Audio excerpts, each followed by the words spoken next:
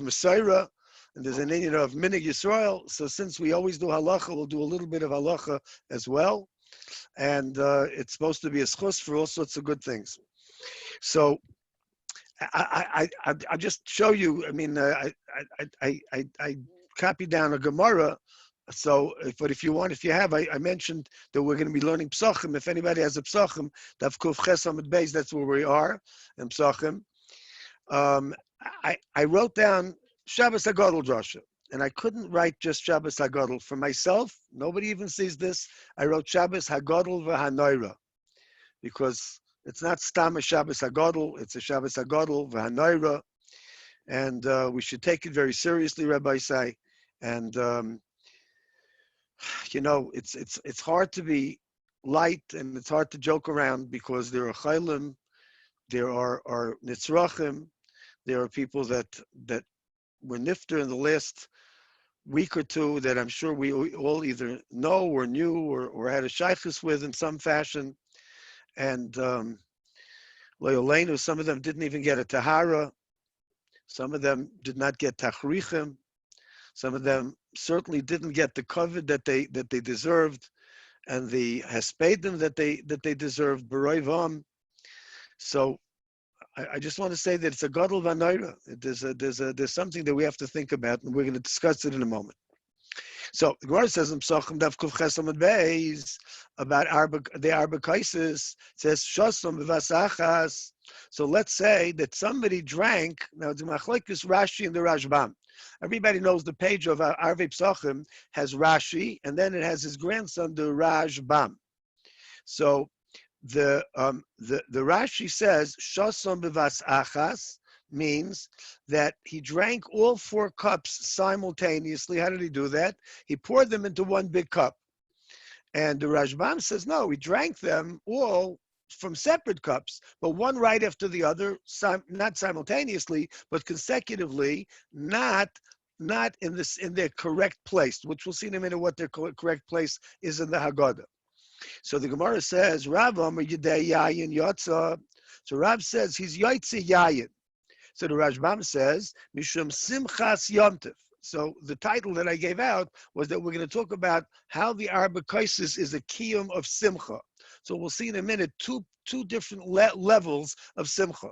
The Pashto level is because the Gemara says in Simcha L'Babasa V'Yayin that the only real simcha is when we have basar, we have meat and wine. And one opinion in Rishonim is that meat is not even chicken; it has to be meat of not of a carbon. Because nowadays we can't have from a carbon, but since in the time of the Bais Hamikdash it was from a carbon, so we have to approximate that as close as we can. So we have a piece of meat that brings simcha. And the Gemara says this in Arvei Psachim, specifically about Pesach. On the other hand, what about yayin? So in simcha l'basar v'yayin. So one opinion is that bisman hazeh you don't have to eat meat at all on Yom Tov, just wine, because wine is also a kiyum of simcha. So now Rav is like this: Yidei arba kaisis lo yatsa.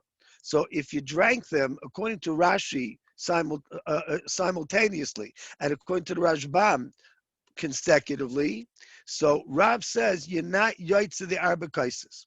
So again, the lashon of Rashi is shasson b'vasachas, and the lashon of the Rashbam is shasson ze'achazeh b'loy seder. So there's 4 kashas that I saw on Rashi. I'm going to say all the 4 kashas quickly. I would have to chose something that has 4 kashas because we're going to say 4 kashas by the seder in Mirz Hashem. So the first kasha is, how did Rashi know that they were all poured into one kais? And all the kashas go together, but that's the way I saw it in one of the achronim. The second kasha is that it says shoson, he drank them. So them would seem to be that he drank 4 kaises. So if he only drank 1 kais, and the Mishnah says shos on, he drank them, so how could Rashi say that he drank them the vasachas from 1 kais? Doesn't seem to make sense. And Taisvis is medayik like that also. So it's basically Taisvis kasha, the second one. The third kasha is, what do we care that in the beginning it was an arba kaisis? But if he poured them all into 1 kais, so what did he do? He drank them in 1 kais. And the emphasis that kasha is really the Rashbam. The Rashbam says that it says, Shem lo shaslam v'vasachas yatza. So how could that be? The kais is only one kais. So, and a part of the fourth kasha is also that what the Rashbam is asking on Rashi is the following, is that Rashi says that you are not yaitze, so you're not yaitze if you drank them simultaneously. So it seems from Rashi that the way the Rashbam learns his grandfather, Pshat, is that if you drank them separately, but not at different times in the Seder, you're a thirsty guy. So you drank a kais, then you drank another kais, you drank another kais. How could you be yaitze? The Gemara says that the Gemara says a little bit later on in Daf Kuf Yud Zayin in Arvei Psachim. So the Gemara says that the four kaises, each one has a mitzvah associated with it. What are the four mitzvahs? Kiddush, benching, Hallel, and Haggadah.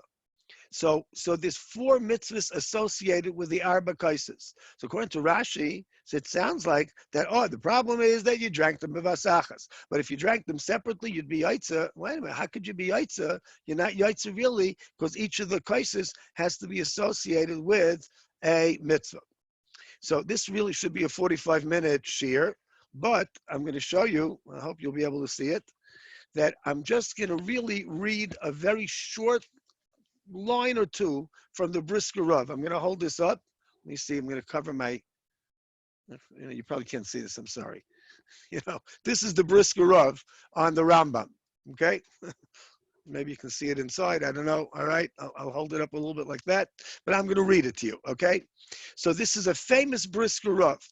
First of all, most of the title of the Briskers is there's two dinim, right? Everybody knows this. There's two aspects. So what are the two aspects of the arba kaises? So he says at the very end, the last two lines is Be'ikar hadin tarvayu. I'm sorry. The yesh mitzvahs daled kaises shnei dvarim. Chayvas shesias yayin, v'chayvas daled kaises shel bracha. There's two things. First of all, drinking the wine. And separately from the drinking of the wine is that you have to have a kais shel bracha. So the four kaises shel bracha are what we just said. So Kiddush, Birchas Hamazon, Hallel, and Haggadah. So I wanted to tell you that the Brisker Rav's little vart, which is not a little vart, it's a profound vart, and it's a classic Brisker vart, answers all the kashas. So now we're going to go through how it answers all the kashas for a moment. So,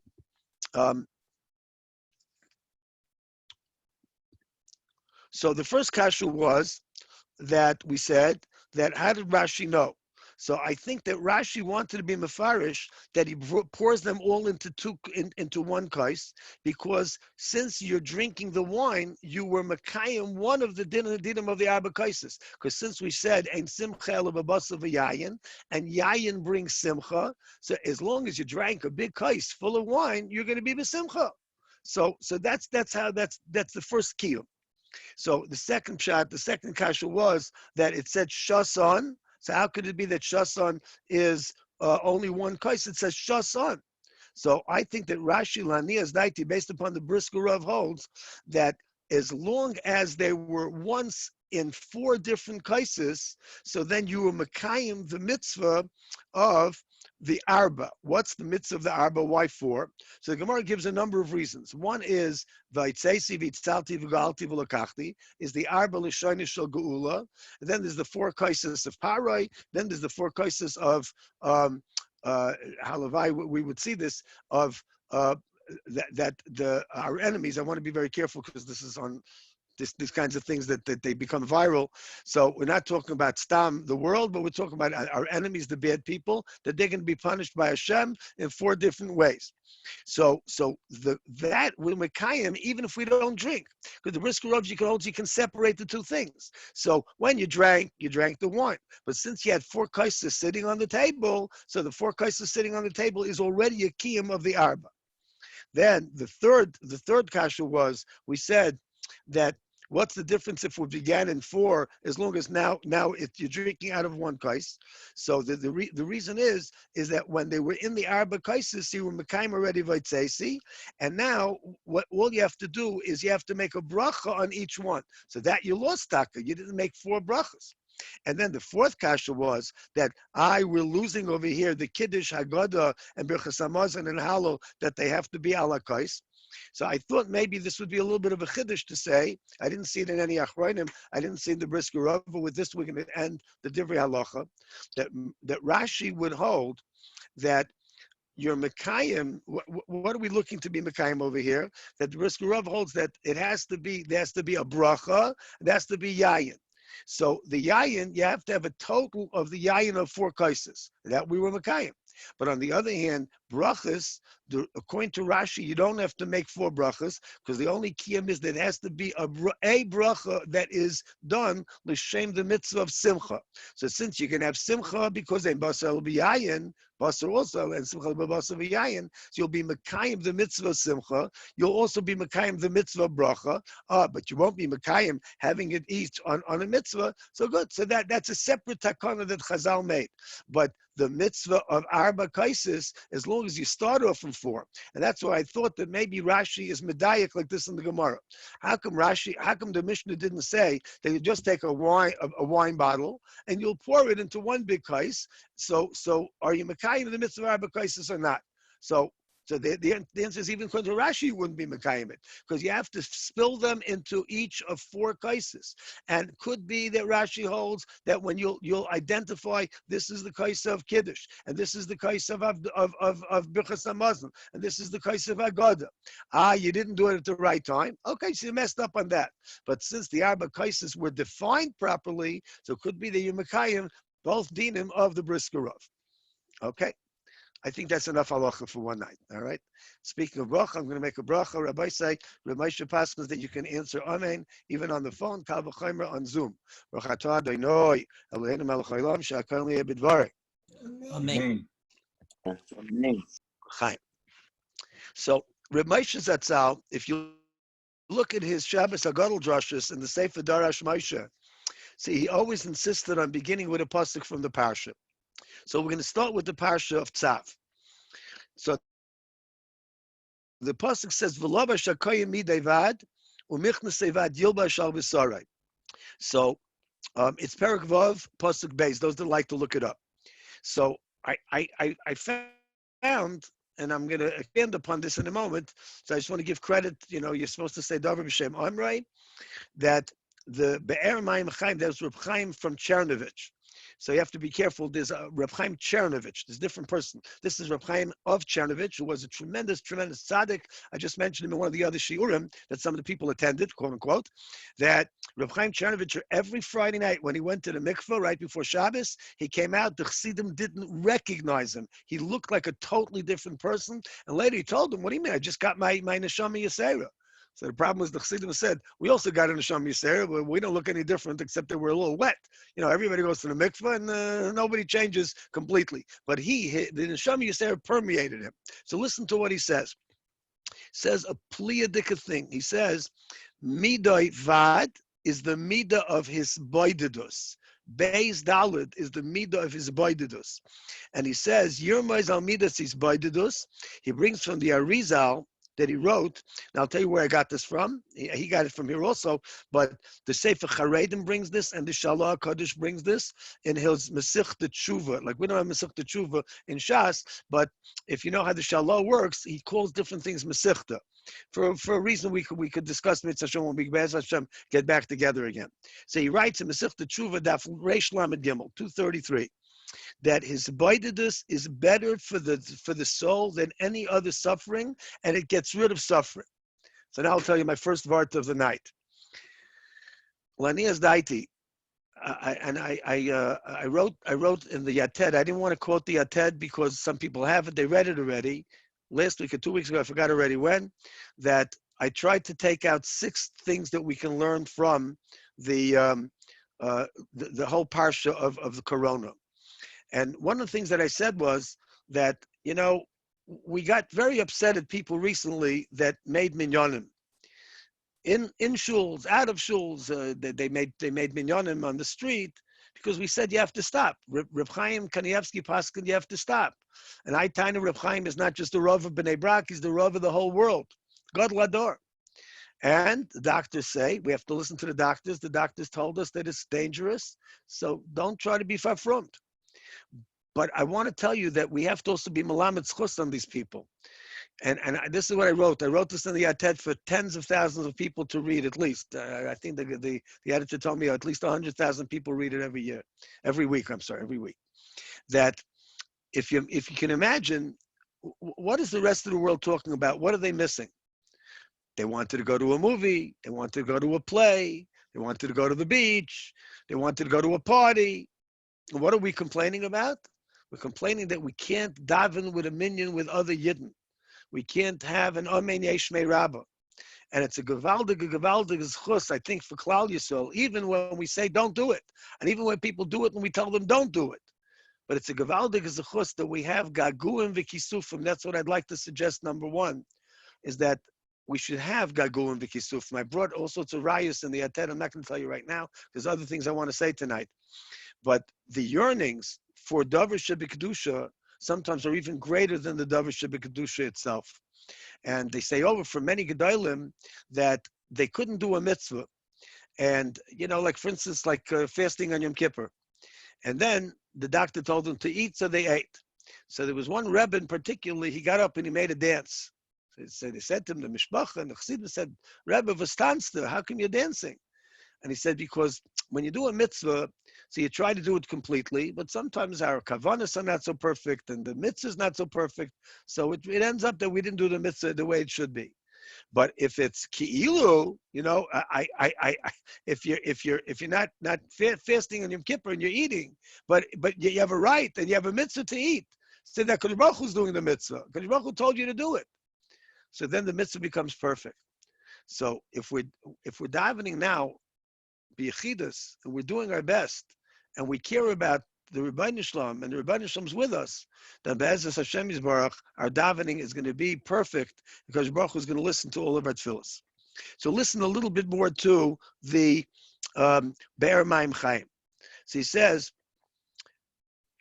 Ki misha mis'ave tomid lechaburas anoshim, a person that always wants to be with other people. So I'm not going to read the whole thing that he says. So lo yichna Torah imoim ki muchan imoim l'sicha b'teila. Sometimes you waste time. V'diburei iser k'lashon hara v'chanufa v'doimeyim. Oy arotzim b'chaburas anoshim reikim b'chdei lahasik covet. Sometimes somebody wants to be with people for covet. He goes on and on, all the things that can go on wrong when you're with people. But he says that if you're by yourself and you're trying to do it right, as I said before, then it's even better. Now listen to, if you don't mind, that was the end, what we're going to do from the parasha. But this concept is also a little bit later. We just started Vayikra in Parshas Achrei Mos, Perek Tazayim, Pasuk Gimel. It also says, and this is the Shalom Kodesh that I got from Shara Oisios about Snius. He says, he says, it says in the pasuk, "Min hamikdash lo yetze." Listen to this, Rabbi Say. You can live with this, and I think we've been living this for the last few days. Right? Saloim mi bayis hakedusha shaloi.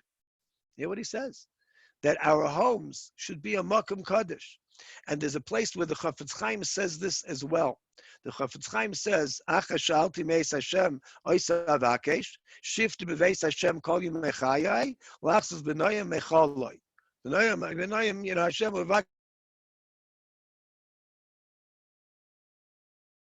or the Mishkan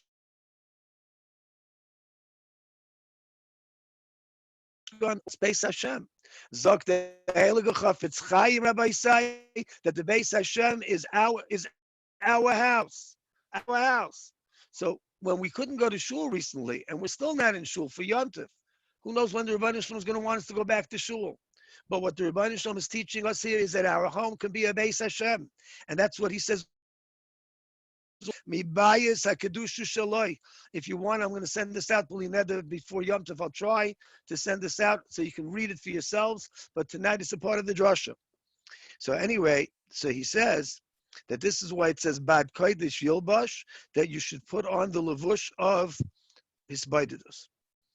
So now he brings also from the Reishis Chachma, in the Shara Kedusha, the only place where he talks about this as being a Kaddish is at home. In shul, yeah, okay, maybe, we say Kedusha, but are we really holy?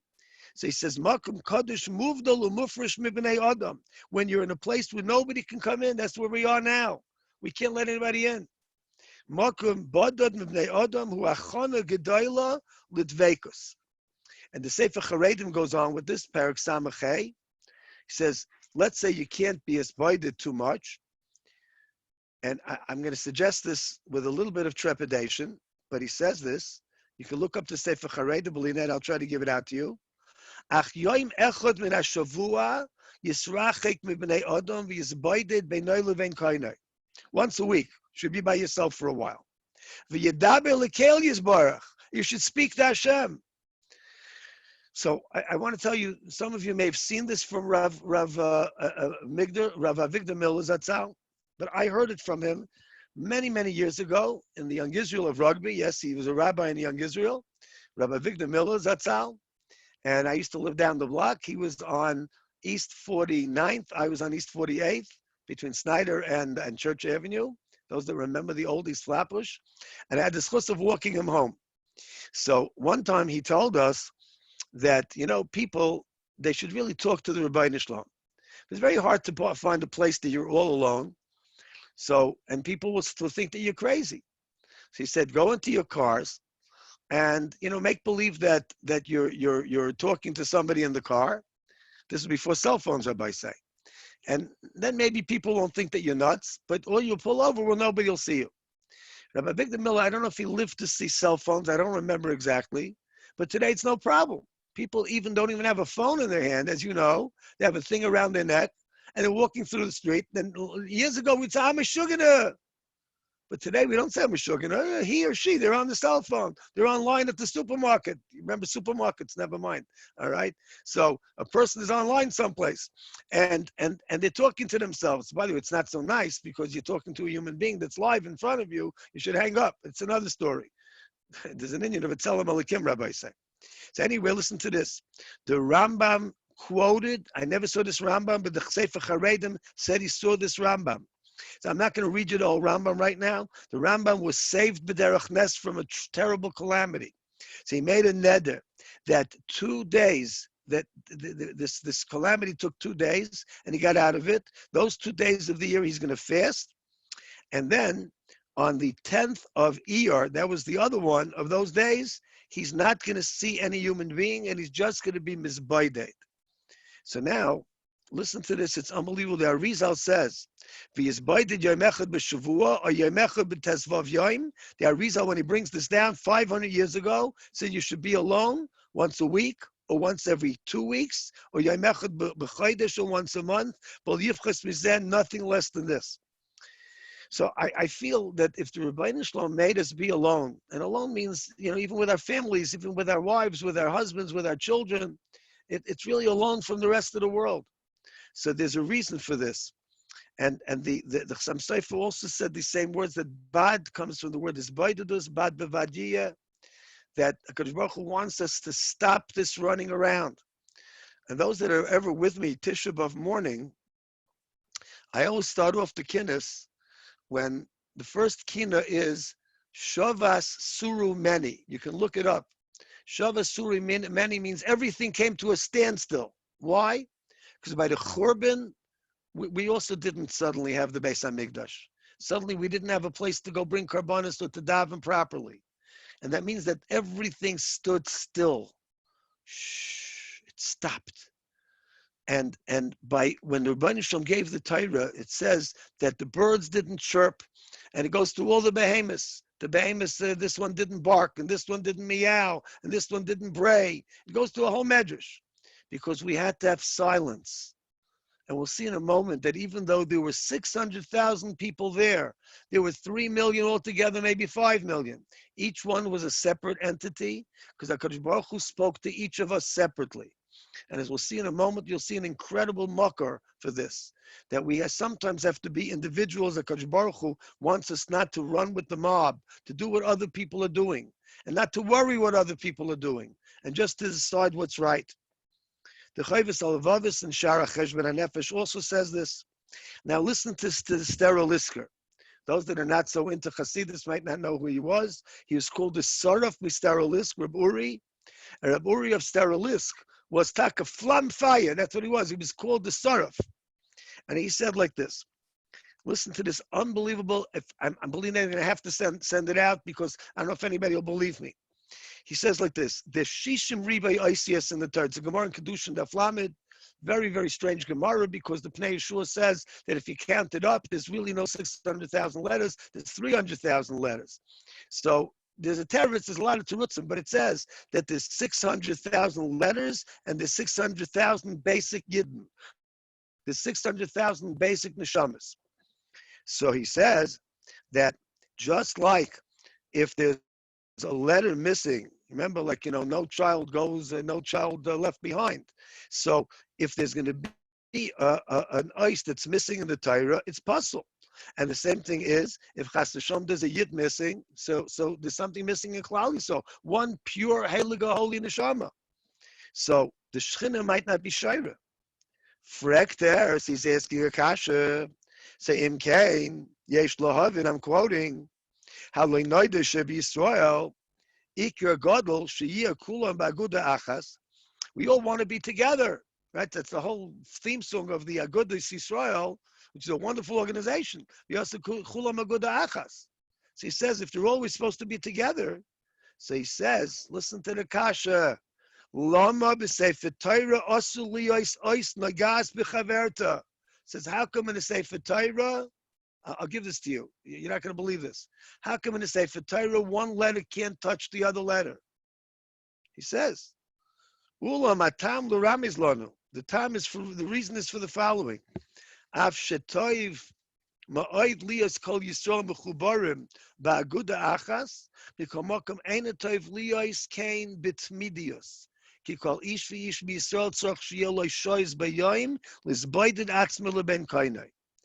the Steriliska said that sometimes HaKadosh Baruch Hu will manipulate us. This is a big manipulation. So you'll ask me, the whole world? Forget about the world. HaKoil Bishvil Yisrael. The Medrash says all over the place, and the Zohar HaKadosh says everything that happens in the world is for Klal Yisrael, because of Klal Yisrael. Now the anti-Semites, of course, they use it in their own way. I'm just gonna maybe see if you can see me a little bit better. I don't know, but I can see you a little bit better. So the question is, how could it be that a Sefer Torah the letters can't touch, and by Yidden we want V'davka to touch? Look what the Rebbeinu Shalom did. We can't touch each other. We're afraid to go near each other. So Bais Hashem Yismarach, it'll be over. But what do we learn from it? We learned from it a very, very big lesson on the Esdaiti, that we also have to be individuals. Every person has to be a yachid and has to be a part of it. But not chas v'shalom, that after this is all over, Bais Hashem Yismarach, it should be very soon, in the best of ways, that we're not going to go to shul. Of course we're going to go to shul. And are we going to daven b'yechidus? No, then we won't be allowed to daven b'yechidus. But at times we have to look at ourselves and not look at anybody else. What is he doing? What is she doing? What's their head to do this? What's their head to do that? And we have to be a little bit better. We have to grow a little bit beyond what we did. I want to tell you my story with the Belzer Rebbe.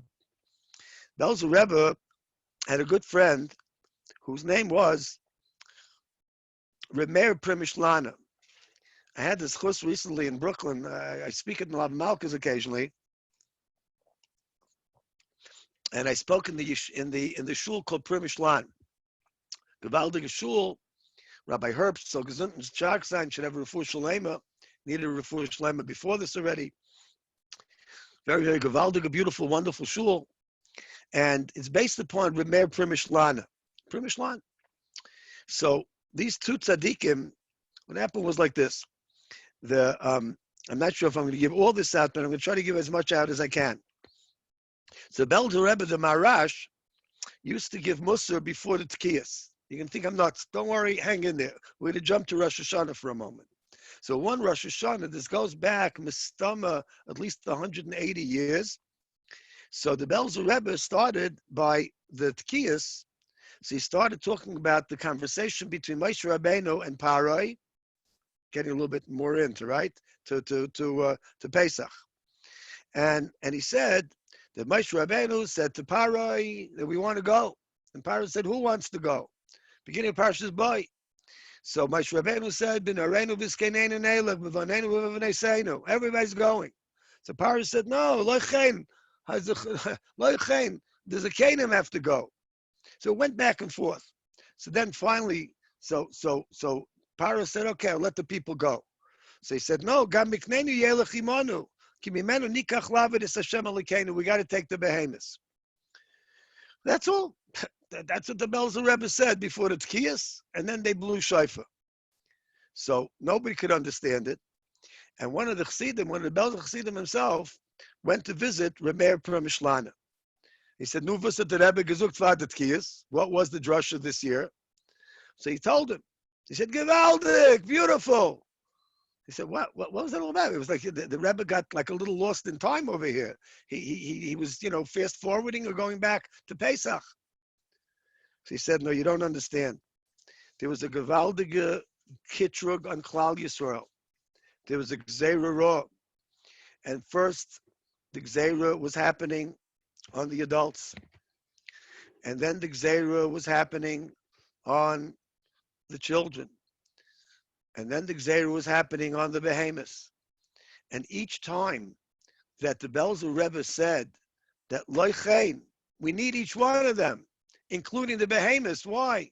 That's the parnasa, Rabbi say, of Klal Yisrael. By them, the behemoths were the parnasa. A lot of people have nebuch lost their parnassas.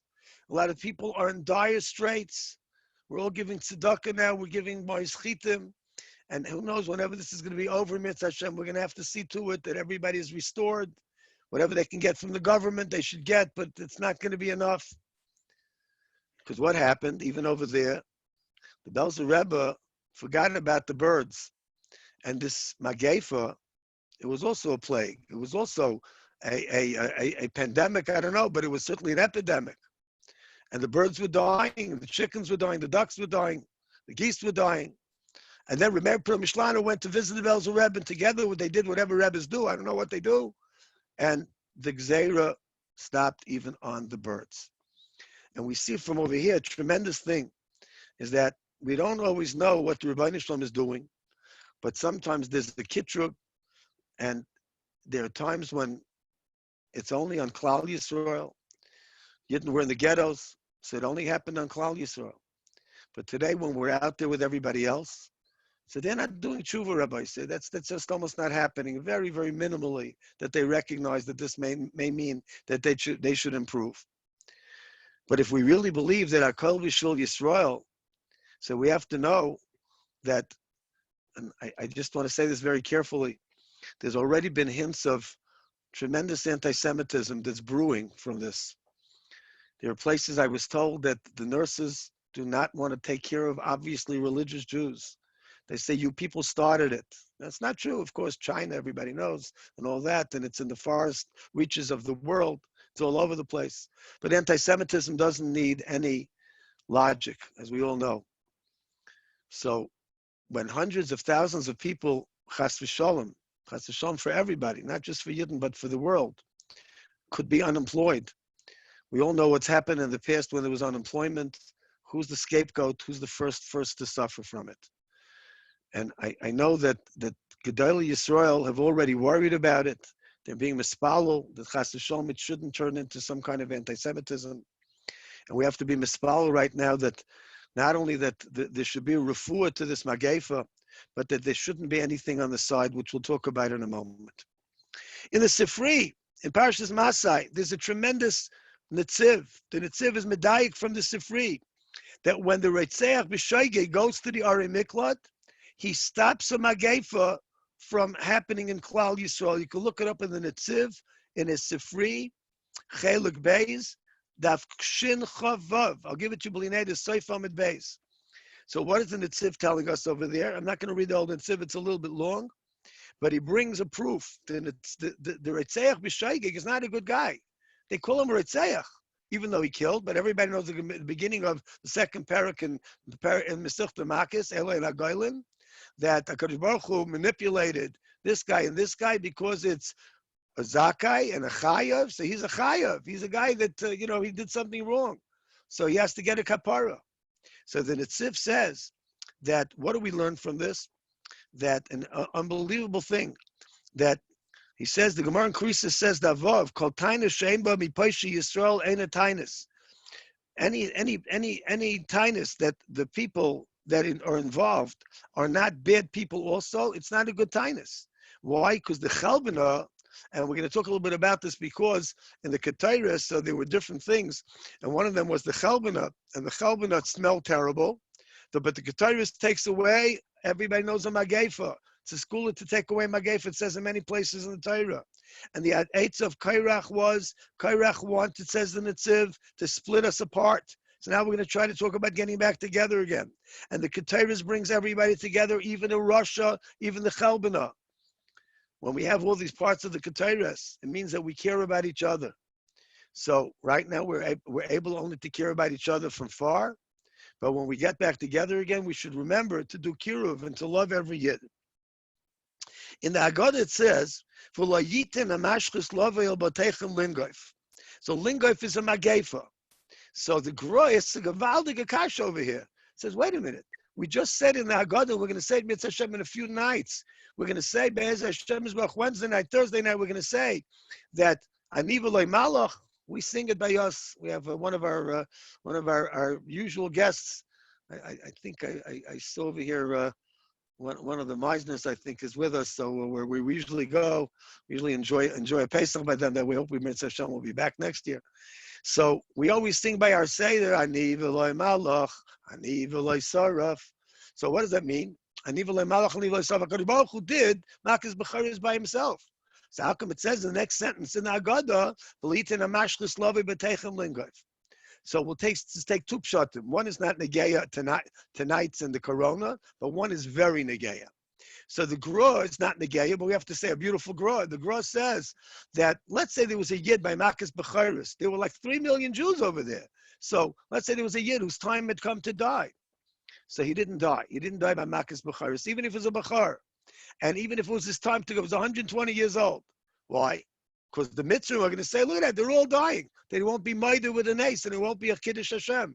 It'll be maybe a Chil Hashem. The Yidden are also dying. So it's, first of all, Ani v'lei malach, Ani v'lei saraf, because Baruch Hu's doing it, and it's one Bechor at the time of the Mitzvah. But what about a Yid that might have had to die? No, I won't let the Malach HaMavis in either. Fine, good, beautiful Gra. However, listen please to the Bais HaLevi.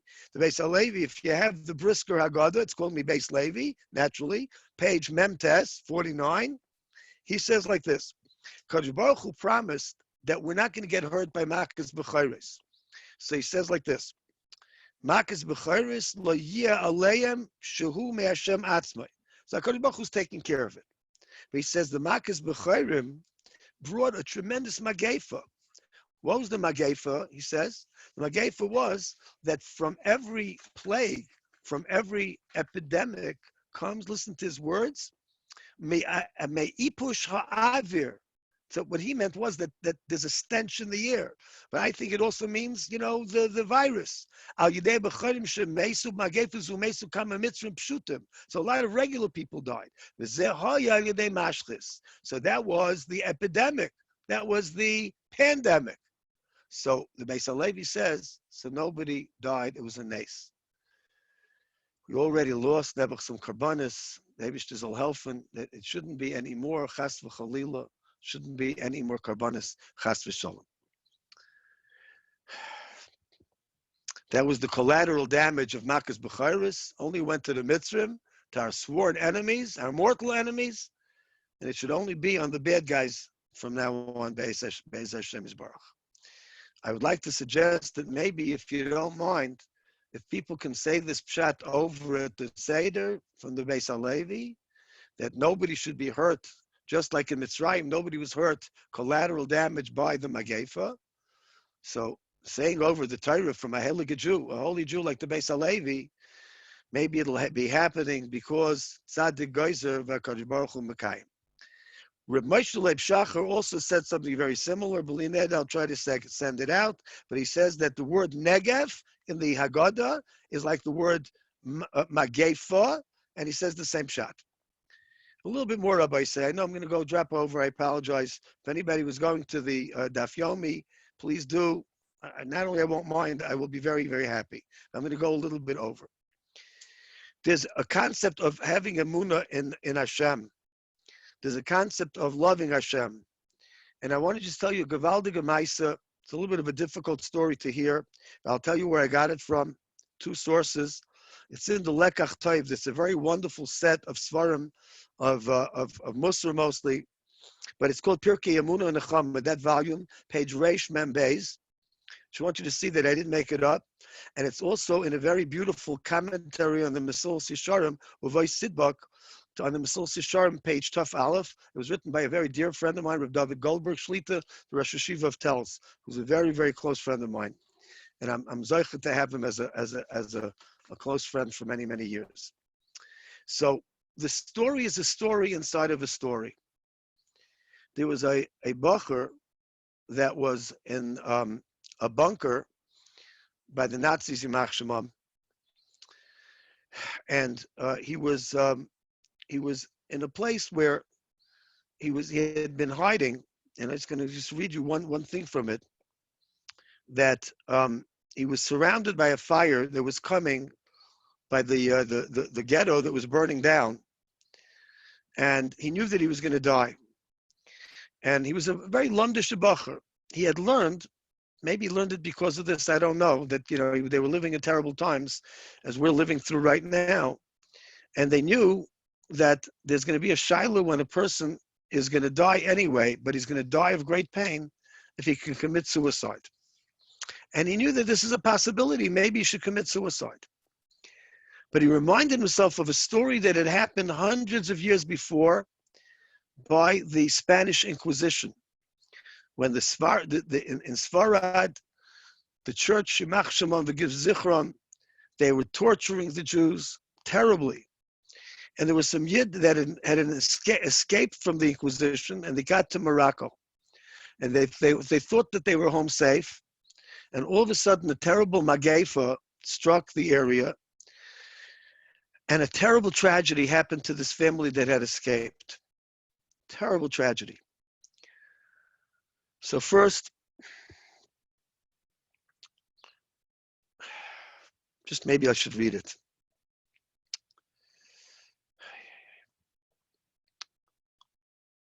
And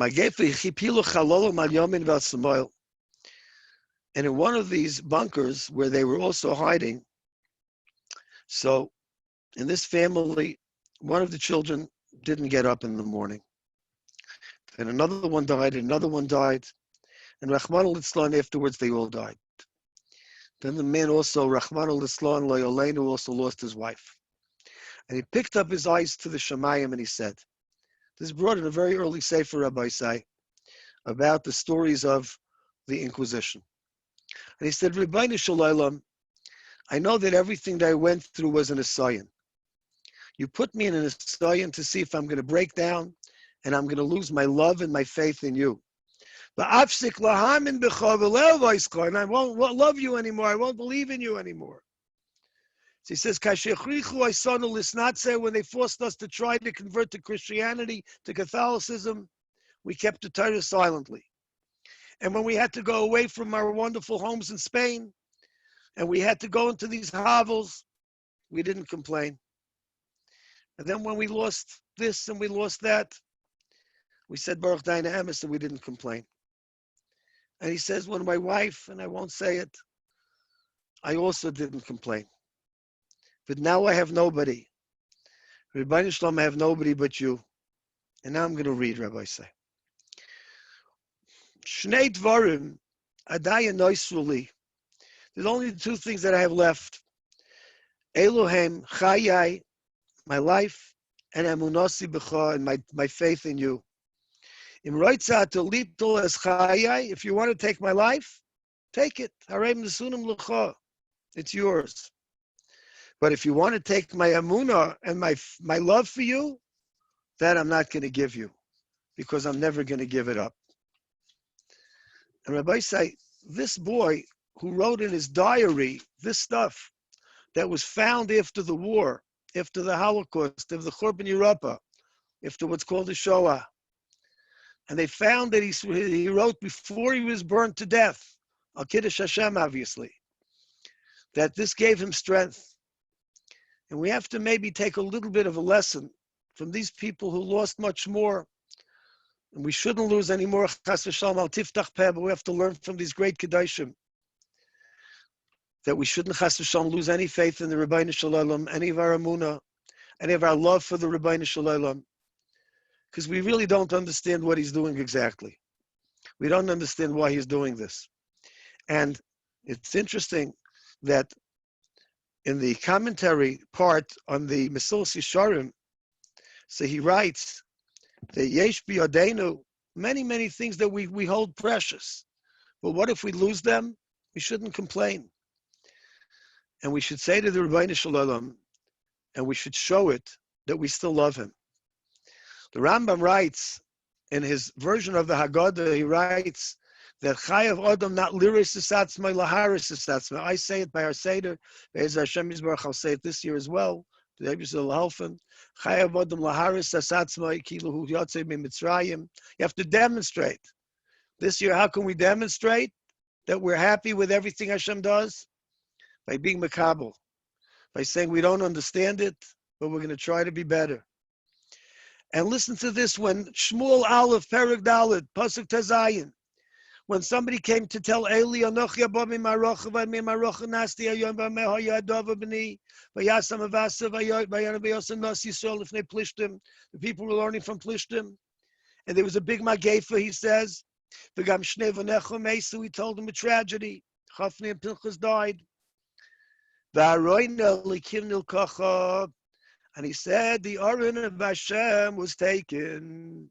And what did Eli do? He fell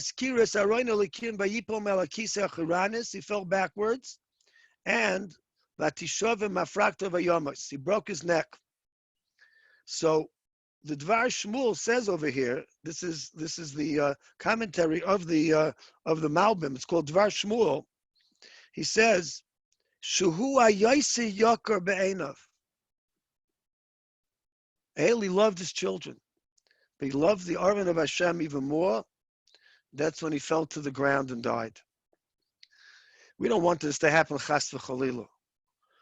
But we see that Eli showed this tremendous love for Hashem that went beyond any love that a human being has. We have to try to find it in ourselves. Try to find it within our hearts and within our souls, within our neshamas, to love Hashem and to show that we love Hashem. To be b'simcha by the Seder mitzvah Hashem and the entire Yontif. The mitzvah simcha is a mitzvah on not just on Sukkot man simcha seinu, but the Gemara learns out that by Pesach there's also a mitzvah of simcha. So I just want to say over a word from the Sukkot David, Reb David Kfiyat. Reb David Kfiyat, and I apologize, there are people that really should be going to the daf. So I don't want to kick you out of here, but you know, if you're going to go gesundheit hate. But I have to just finish a little bit. I'm sorry. Hope you'll forgive me, but I have to get it out of my system. Reb David Kfiyat, I wasn't zeicher to know him well. There was somebody who used to daven in our shul. There was a Talmud Muvak of Reb David Kfiyat. I think there's still somebody that davens that knew him. He was a Magid Shir and a Rosh Hashiva in the Mir. He wrote a whole series of svarim called Sukkot David. He asked the kasha right after Pesach, but we're going to start that counting the Omer Mitzvah Hashem during Pesach. But the Tzvi Omer starts afterwards, and the Talmidim of Rabbi Akiva died. So he says, I don't understand. There was a Magefa, and there were until Lag BaOmer every single day, numerous people died. Why did they do tshuva? There were Talmidim of Rabbi Akiva. So either Rabbi Akiva should have given a shmuz and got them to stop doing whatever they were doing, or they should have thought about themselves. They were Gedolei Olam. They were the biggest people. Rabbi Akiva's Talmidim. I wouldn't have been able to sit in Rabbi Akiva's yeshiva. He wouldn't let me near it. So how could we say that these Tanoim, great Tanoim, that they didn't do it? They do tshuva. He says an amazing thing. He says, they had a sheet. And now we're going to go the opposite direction of being such individuals that they didn't have to listen to anybody, including each other, including their chavrusas. And I Dafka wanted to contrast this with what we learned earlier from the Steriliska. The Steriliska taught us that sometimes you have to Dafka be alone on your own, and if Yakash Baruch Hu puts you in that position, so you have to learn to be an individual. So I think the Talmid of Rabbi Akiva, the way that the Sukkot David is telling us, they took it a step further, and they didn't give enough cover to each other because they said, I have to make my own decisions, and they didn't ask each other, they didn't look at each other, they thought it was a heter. So he says, Dak min adak, it was so subtle that they didn't even notice it. And then he says, I would be afraid to say this, but Reb David Kriyat can say it. And Rabbi Akiva didn't get it either, he says. And therefore, they didn't do tshuva. So we're going to finish up now just with a very, very positive thing. I don't have the entire Tiferet Shimshon in front of me, but maybe I'll send it out. Reb Shimshon Pincus brings down a very famous, and I'm sure you saw it already, I think they sent it out on many emails, that one of the takanas, one of the tikkunim, and one of the ways to override a magefa is mea brachas. And I'll just give you the source in case I don't get this all out. By Midbar Rabbah Perak Yud Ches, it says the David HaMelech made this takana because there was a magefa and 100 people died every day. But David v'tiken la mea brachas. So Reb Shimshon Pincus explains how a bracha counteracts a magefa, and 100 brachas could counteract these 100 people that were dying. Loyal lane, it should never happen over here. But the answer is very pashut. L'chayra. Bracha, a lot of people think that bracha only comes from the word beirach, to give a bracha. I want to say two pshatim very quickly. First of all, many Rishonim say that bracha comes from the word brecha, which means a fountain. Means a place, like we're talking about how to tovel our dishes, and people wanted to go to the mikveh, men couldn't go, and for women there were exceptions made that the mikvahs Baruch Hashem stayed open, but there's an inyan of being tovel. What happens when a person is tovel? The Baal HaTanya says, because when we go underwater, we're dead. We're mamish dead. A person can't breathe underwater. When we come up, it's a new entity. It's a new life. It's a new neshama. And that's what HaKadosh Baruch Hu wants from us. We're in a new mode. It's a new universe. We've all struggled with a thing that's totally new. And my Rebbe also writes that the inyan of a bracha is that there's three words, beirach. I've said this over many times in shul. Usually it's shalosh shudas. That's bracha. And then there's bechor, right? So there's bracha, bechor, beirach. And anybody else? Rechev. Okay, I'll say because I'm not sure if I can hear everybody. Rechev. Rechev is the markava of HaKadosh Baruch Hu. What's the markava of HaKadosh Baruch Hu? So my Rebbe says, it says in the Zohar HaKadosh and in many medrashim, ha'avos hein merkava. What does it mean that the avos are the merkava of Hashem? Probably a million Kabbalistic things that I don't understand. But one thing I understood a little bit was my Rebbe, just a drop. And what he said was like this. When the Melech is in his paltrin shaloi, in his palace, so really he's very protected. So, but when he goes out to the people, so he's vulnerable, just like all of us right now in the outside are vulnerable. So what does he do? He gets into whatever that limousine is called, the Beast or something, that the president goes in, and shoots arrows, it shoots, that was the olden days, it shoots nuclear bombs for all I know what it shoots, but it protects the president, protects the king. So the king is protected. How do the others protect the Rabbi Shalom? And why does he need protection? Because Baruch needs protection. Teretz says that when he goes out amongst the people, and he gives us free will, he gives us so we can do whatever we want. We can do the wrong thing if it's a chil Hashem. So the others surround the Kadosh Baruch Hu, and they make such a kiddush Hashem that any even little kiddush chil Hashem that comes becomes like nothing. So we want to bring a bracha to ourselves. And as the Gemara and the Medrash tells us that David HaMelech counteracted a magefa with mea brachas. So first of all, over Yom Tov, let's try very hard. We're not saying 3 Shemona Esreis with 19 brachas. It's very hard. We're also doing a lot of mitzvahs. So let's count them up and let's try to get to those 100 brachas. And if not, it's not so bad. We'll eat something. We'll make another bracha. A little while later, we'll make another bracha. Make a couple of Ashiyotzas and we get there. And these 100 brachas, just like David HaMelech was Mesaken, it'll overcome Be'ezer Hashem Yisbarach, the Magefos and the Magefa, the epidemic and the pandemic. Let's try to remember, Rabbi say, also that when we are alone, that we should look into ourselves deeply and decide what we need to do when we all get back together again. Our Ben Adam L'Chaveiroi should be a real Ben Adam L'Chaveiroi, and we should be generous now to whatever extent we're able to be. Should be generous to our people that were in the house together, so that Chas Shalom, there's no strife, and it's Shalom Bais, and there's all the things that were there on the Nisyonis for human beings. And Eibishter will help from Yetz Hashem that we should be Mekayim all of these medrashim and many, many more. We should be together Be'ezer Hashem Yisbarach after this Yom Tov, through this Yom Tov, Be'ezer Hashem Yisbarach all together, not missing anybody. Nobody should be missing. No man, woman, or child. Chas v'shalom. We should be back together again when we can make simchas and dance by simchas and hold each other by simchas Be'ezer Hashem Yisbarach. But we're going to be different people, like those that came out from a mikveh, those that come out of Magefa, those that come out of a pandemic. We're different people. We have a new Kehillas, and we should make takanas. And I just want to leave you with one thought about what the takanas. We had our by evening chat, so to speak, with the rabbanim and the doctors. We all decided that we have to come up with kabbalas. And I said that I don't know if that's really for us. I think it's for our shuls. Everybody knows what we need. The pasuk says, "Lev yedei maras nafshay." Everybody knows what we need to do. So everybody should try to submit to me or to anybody else, to the president, to the vice president, to the kabayim. It should be anonymous, Rabbi say. Nobody has to reveal anything because this is not of anybody's business. What we as a tzibur should do, what we as individuals can do, what we have to promulgate to others. There's a chus of changing. So we're changing. Oh, we're not really the same people. Because Baruch Hu will never bring this back again. Be'ez Hashem Yisbarach. We'll be mizakeh the whole world. And from us, Yetz Hashem, should come out the light of Pesach, the light of Torah, and Yetz Hashem, the light of Mashiach Tzidkeinu b'mheira b'yameinu.